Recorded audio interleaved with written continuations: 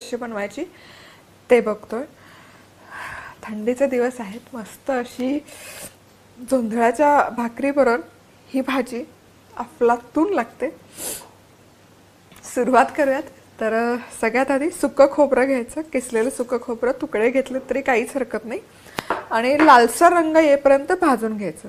खानदेशी पदार्थाचा जो मसाला असतो तो थोडासा लालसर रंगावर भाजलेला असतो, त्यामुळे लालसर रंग येईपर्यंत आपण हा भाजून घेऊयात हे खोबरं।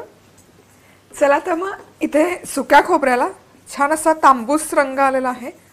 आता हे खोबरं आपण मिक्सरच्या भांड्यामध्ये काढून घेऊयात।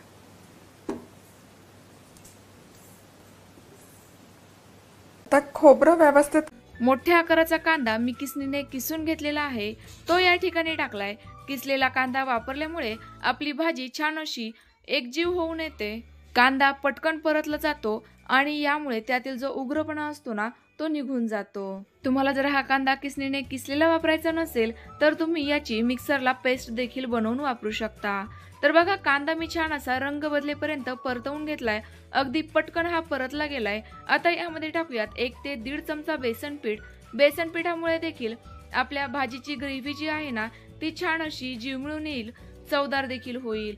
आता हे बेसन पीठ छान असं खमंग असं भाजून घेऊयात, म्हणजे यामधील जो उग्रपणा असतो तो निघून जाईल। बेसन पीठ भाजल्यानंतर पुन्हा